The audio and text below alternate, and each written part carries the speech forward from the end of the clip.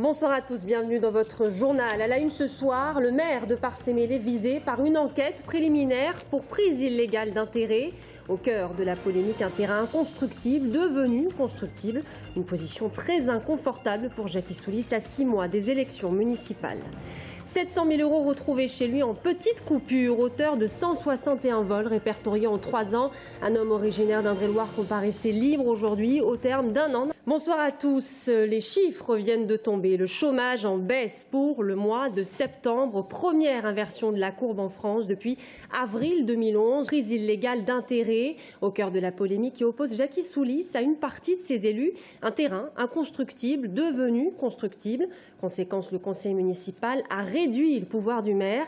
À 6 mois des prochaines élections, la position de Jacky Soulis se trouve particulièrement inconfortable. Les explications de Florent Carrière. Le maire de Parcé-Mélé, Jacky Soulis, n'a plus de majorité au sein de son conseil municipal. Si tous ses adjoints n'ont pas fait défection, c'est bien une grosse majorité des conseillers municipaux qui ont voté le retrait de ces 19 délégations confiées en début de mandat.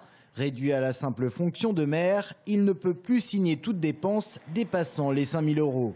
Au cœur du désaccord entre le maire et notamment 2 adjoints, le premier et le 5e, un terrain situé sur la commune. Un peu plus de 4 000 m² constructibles achetés en 2001. Seulement voilà, la loi SRU portant sur l'urbanisme est passée par là et une partie de ce terrain est devenue inconstructible.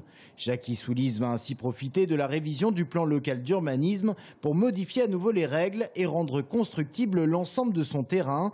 Une révision, selon lui, à juste titre, visant à réparer des erreurs. Mais une révision en toute discrétion pour ses désormais opposants qui découvrent les faits par hasard en mai dernier. Une déception qui, selon eux, va les contraindre à demander au maire sa démission, mais en vain.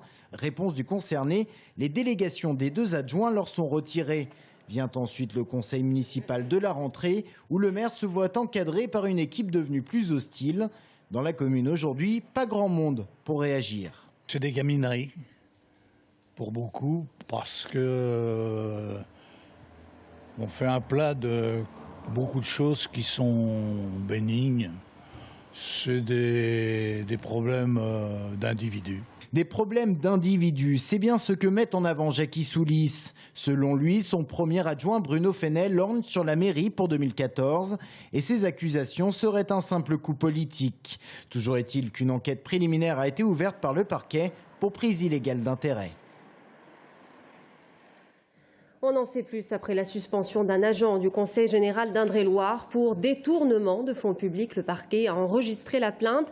L'agent est suspecté d'avoir monté de faux dossiers d'aide aux personnes âgées. Le préjudice porte sur 40 000 €. Le SRPJ de Tours est chargé de l'enquête. Alors que Manuel Valls annonçait aujourd'hui des mesures pour lutter contre les cambriolages, un procès d'envergure s'ouvrait au tribunal correctionnel de Tours ce matin. Un homme originaire d'Indre-et-Loire est accusé d'avoir commis 161 vols entre 2007 et janvier 2010. Au total, 22 victimes se sont constituées partie civile. L'accusé comparaissait libre aujourd'hui au terme d'un an d'incarcération. Aurélie Renaud. Dans les abris de jardin, il volait des motoculteurs et des tondeuses. Dans les maisons, des écrans plats, des bijoux et des ordinateurs.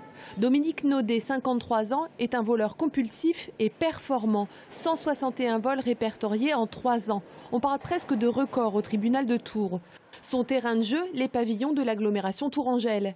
Exemple avec le quartier de la Minardière à Saint-Cyr.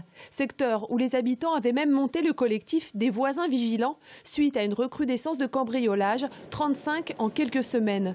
Aujourd'hui, l'accusé dit qu'il n'arrivait pas à s'arrêter. « Je faisais ça comme d'autres jouent à la pétanque », a-t-il ajouté à la barre. Pour son procès, 20 personnes se sont constituées partie civile. Toutes parlent du préjudice moral et de la peur de subir à nouveau un cambriolage. À côté de Dominique Naudet, 4 hommes accusés de recel. Ils faisaient affaire avec le voleur chez lequel 700 000 € en petites coupures ont été retrouvés. À Orléans, les magistrats tranchent. La LGV ne génère aucune nuisance sonore. Un couple originaire de Maillé vient d'être débouté de sa demande d'indemnisation. Il réclamait à la société Lyséa en charge de l'ouvrage public 140 000 € de dédommagement. Les magistrats ont estimé que le préjudice n'avait pas été démontré. Les anciens salariés de l'usine Matra ont-ils été victimes de licenciements abusifs? C'est un procès hors norme qui s'est ouvert devant le conseil de prud'homme blésois hier, exceptionnellement délocalisé à Sud-Expo à Romorantin, vous le voyez, 10 ans après la fermeture de l'usine. 350 anciens salariés reprochent à leur ancien employeur de ne pas avoir pris de mesures de reclassement.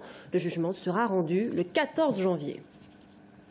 Scénario catastrophe au Conseil général d'Indre-et-Loire. Frédéric Thomas, en chef des opérations, une cellule de crise a été inaugurée aujourd'hui, une première dans le département. L'objectif, être en mesure de faire face à des situations critiques. Brian Bock.